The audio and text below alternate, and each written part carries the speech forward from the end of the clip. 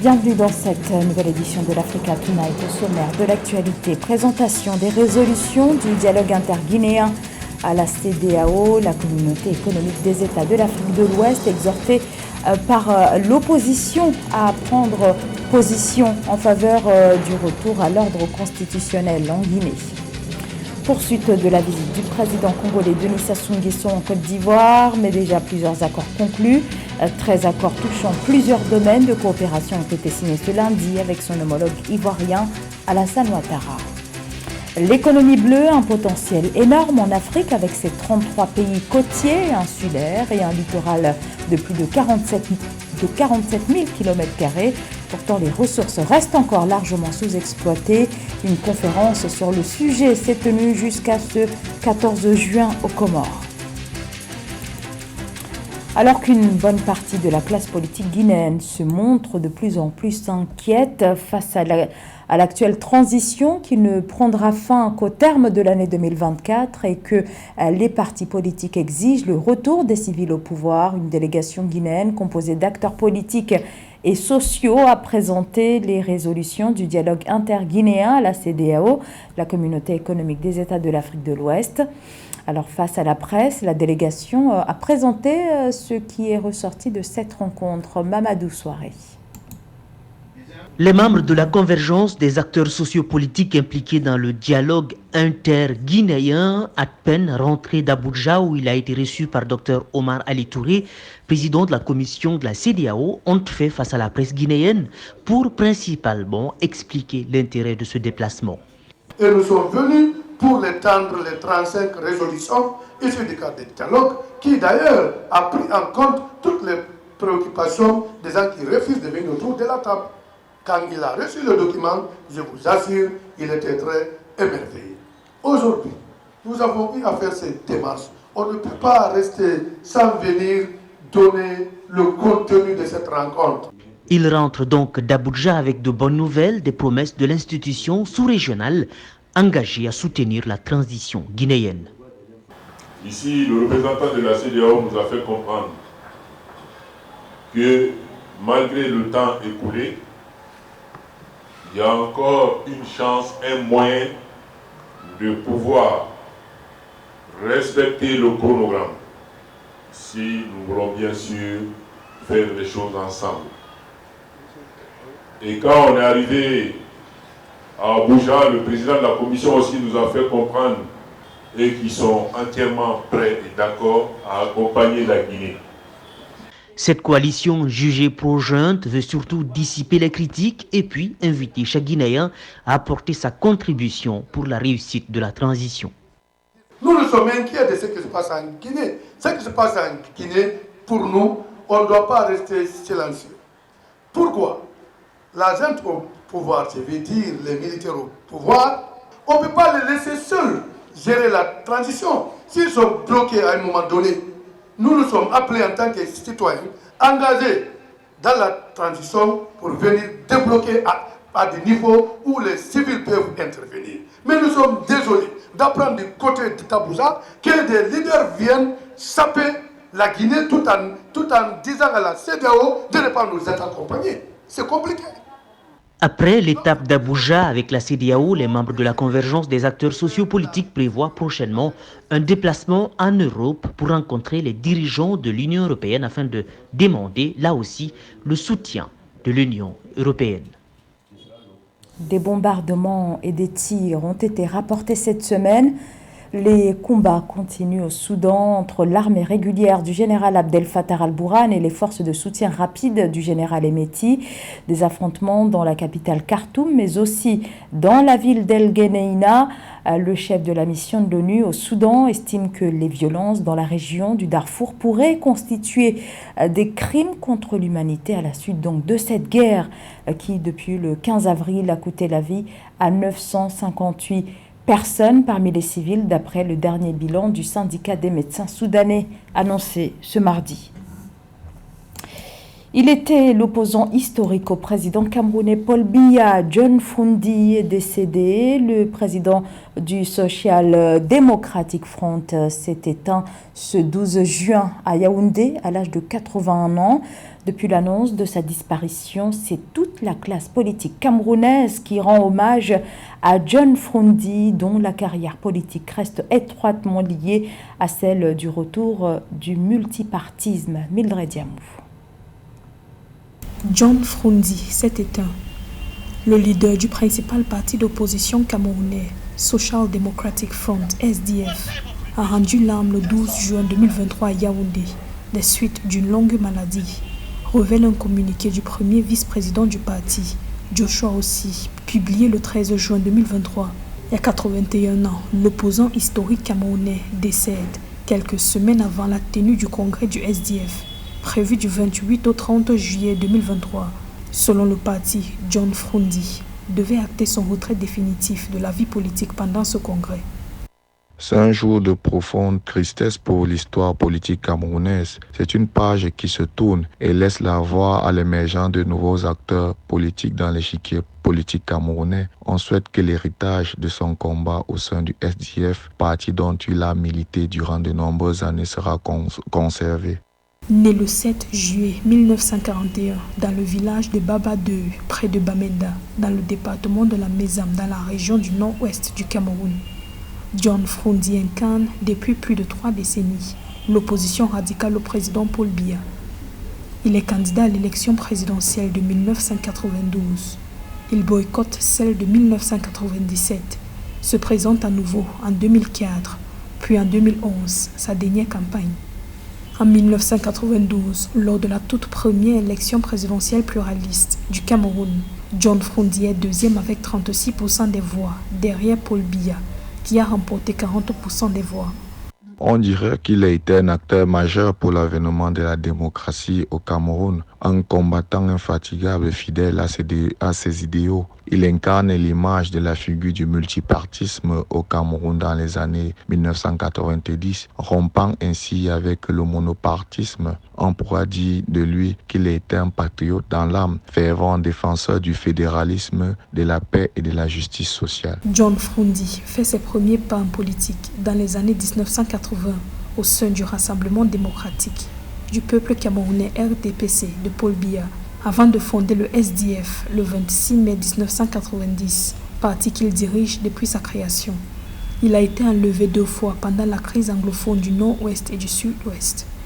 Celui qui prônait la démocratie, la justice et le changement incarne l'image d'un leader courageux. Ses œuvres sont appréciées au-delà des régions anglophones. John Froundi laisse le SDF aux mains des partisans comme Joshua Ossi, qui devrait lutter pour un meilleur destin du parti. Une vingtaine de formations politiques et organisations de la société civile se rassemblent au Mali contre le oui. Cette nouvelle plateforme s'appelle le Front contre le référendum. Cette formation est lancée à quelques jours du scrutin du 18 juin. Le Mali se dirige justement vers ce référendum qui va se tenir le 18 juin prochain au sujet d'une nouvelle constitution initialement prévue le 19 mars mais repoussée. Ce premier scrutin organisé par les militaires depuis le coup d'État d'août 2020 est présenté comme devant permettre, si le oui l'emporte, d'aboutir à des élections en février 2024. Un référendum qui, selon le gouvernement, va donner toute sa souveraineté, soutient le président de la transition, le colonel Assimi Goïta, dans une intervention ce mardi au stade de Ségou. Le président de transition a appelé une nouvelle fois à voter le oui le 18 juin prochain. La visite du président congolais Denis Sassou Nguesso en Côte d'Ivoire se poursuit jusqu'à ce jeudi, mais on annonce déjà un certain nombre d'accords conclus entre les deux pays, 13 accords au total qui concernent plusieurs domaines de coopération ont donc été signés ce lundi entre le chef de l'État congolais et le chef de l'État ivoirien Alassane Ouattara. Laetitia de Bilong. Et aujourd'hui, je suis heureux de voir Renforcement de la coopération bilatérale entre la Côte d'Ivoire et la République du Congo à travers la signature de nouveaux accords bilatéraux. Ces accords, au nombre de 13, portent notamment sur la diplomatie, l'agriculture, la sécurité, le transport maritime, la fonction publique et la modernisation de l'administration, la promotion immobilière, le développement et la promotion des PME, l'artisanat, les hydrocarbures, l'élevage et la production animale. Selon les autorités, ces mémorandums d'entente devraient permettre d'améliorer et de diversifier les relations de coopération entre les deux pays signataires. En matière de relations et de coopération bilatérale, les relations entre nos deux États sont excellentes. Je voudrais réaffirmer notre volonté commune de consolider davantage ces relations exceptionnelles d'amitié, de fraternité et de coopération. Je me réjouis donc de la signature tout à l'heure de 13 nouveaux accords de coopération à l'occasion de cette visite d'État. La Côte d'Ivoire et le Congo entretiennent d'excellentes relations depuis plusieurs décennies. Pourtant, le niveau des échanges entre les deux pays ne reflète pas le potentiel économique. D'où la nécessité pour les deux États d'œuvrer à l'accroissement du niveau des échanges à travers une meilleure implication du secteur privé. Je m'associe donc totalement à tout ce que vous venez de dire. Et nous pensons que après la signature de ces 13 accords qui rejoignent d'autres, nos responsables mettront tout en œuvre pour que ces documents-là ne soient pas seulement les documents des tiroirs et des bureaux des ministères et des administrations, et que nous allions vers des choses concrètes. Au-delà du renforcement des liens de coopération entre les deux pays, la visite d'État du président Denis Sassou Nguesso en Côte d'Ivoire lui permettra d'échanger avec son homologue ivoirien sur la question de l'initiative de paix conduite dans les prochains jours par 7 chefs d'État africains entre Vladimir Poutine et Volodymyr Zelensky. En effet, en fin de semaine, le président Denis Sassou Nguesso et 6 autres présidents africains rencontreront les principaux acteurs de ce conflit pour porter un message de paix. Au Kenya, la commission parlementaire des finances serait parvenue à un consensus sur certaines clauses controversées du projet de loi de finances 2023, mais pour l'heure, il n'y a pas de précision sur les points concernés par cette marche arrière qui se fait car au cours des 2 dernières semaines, la taxe sur le logement et celle sur la valeur ajoutée était très critiquée. L'opposition vent debout demander le retrait du projet de loi. Marie-Raphaël Antolo. Au Kenya, la commission parlementaire des finances a annoncé le 11 juin 2023 qu'elle va amender les clauses contestées du projet de loi de finances présenté au Parlement kényan le jeudi 8 juin 2023. Bien qu'il n'ait pas divulgué quelles clauses seront modifiées, le comité a déclaré que toutes les opinions et pétitions des membres du public et de l'opposition avaient été prises en compte. Nous sommes en concertation en ce qui concerne le projet de loi de finances 2023. Nous allons faire des amendements sur certaines clauses. Nous avons également essayé d'être plus clairs en ce qui concerne certaines clauses, car leur définition aurait pu être exagérée. Au cours des 2 dernières semaines, la question de la taxe sur le logement qui avait été levée à 3% et de celle sur la valeur ajoutée, notamment celle sur les produits pétroliers qui devrait se situer à 16%, dominait les discussions, l'opposition demandant le retrait du projet de loi. Une autre des propositions controversées était la soumission des revenus tirés de la monétisation des contenus numériques à une retenue à la source des 15%. Je propose que les membres du Parlement regardent jusqu'aux chiffres et qu'ils se rendent compte que c'est un but impossible à atteindre. On ne peut pas collecter 1 milliard de plus de ce que nous collectons actuellement. Pour l'opinion publique kenyane, ces taxes sont très élevées et le projet de loi devrait être entièrement revu. D'après le président de la commission parlementaire des finances, Molo MP Kuria Kimani, ces taxes avaient été introduites dans le but de rattraper le fardeau de la dette du pays qui, selon des rapports officiels, a plus que doublé à 558 millions en 2022. L'économie bleue, l'Union africaine y voit l'avenir du continent. En effet, avec 38 États côtiers et insulaires en Afrique, cette économie est amenée à jouer un rôle essentiel dans la transformation structurelle de l'Afrique, mais à condition d'y mettre les moyens. Une conférence ministérielle qui a refermé ses portes ce mercredi à Moroni, aux Comores, a été entièrement dédiée aux enjeux des activités économiques liées aux océans. Nathalie Moore. C'était l'un des axes prioritaires du programme d'action du président Azali Assoumani à la tête de l'Union africaine, le développement de l'économie bleue, les actions en faveur du climat et la défense des intérêts des États insulaires.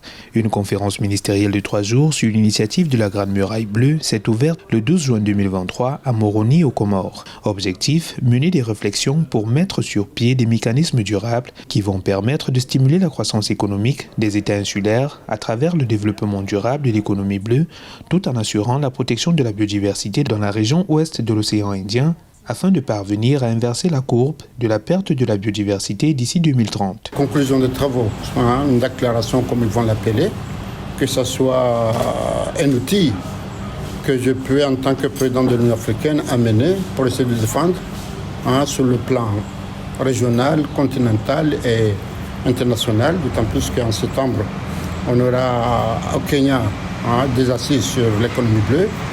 À la COP28, on va en parler. L'économie bleue, c'est l'avenir de tout le monde. On a mis du temps à se rendre compte que nous, on dépend de la mer. Donc comment gérer la mer et faire en sorte que ce ne soit pas la mer qui nous gère. L'Afrique compte 38 États côtiers et insulaires, ce qui représente une énorme opportunité pour le continent de développer les secteurs typiquement associés à l'économie bleue. Sur le continent, 48 millions de personnes sont employées dans les divers secteurs de l'économie bleue, selon l'Union africaine. Figure de proue de l'économie bleue africaine, la pêche génère chaque année plus de 24 milliards de dollars, soit 1,6% du PIB de l'ensemble des pays africains. Pour dynamiser l'économie bleue, les experts appellent à davantage d'investissements dans le secteur et à la formation des acteurs. Les Comores, c'est un pays qui a beaucoup de ressources marines qui ne sont pas encore exploitées. Donc dans ce cadre de cette conférence, les recommandations qui seront issues de la déclaration de Moroni vont permettre de mobiliser certains investisseurs pour venir aussi au niveau de la pêche, de l'aquaculture, pour que les Comores puissent bénéficier des revenus en exportant ces produits vers les pays continentaux. Organisé par le gouvernement des Comores, en partenariat avec la Commission économique des Nations Unies pour l'Afrique, ce rendez-vous économique de haut niveau a réuni des experts et représentants de 12 pays, dont 7 pays insulaires africains et 5 pays côtiers de l'océan Indien occidental. Du sport avec le coup d'envoi ce mercredi de la 5e journée des éliminatoires de la Coupe d'Afrique des Nations. Plusieurs rencontres étaient au programme, avec notamment le Soudan du Sud qui faisait face à la Gambie dans le groupe C. Était également au programme la Guinée qui affrontait l'Égypte dans le groupe D. Cette étape, c'est-à-dire cette 5e journée des éliminatoires, va se poursuivre jusqu'à mardi prochain avec la dernière rencontre Soudan-Mauritanie dans le groupe I. Et c'est la fin de ce journal. Merci de nous avoir suivis. L'information continue sur Africa 24.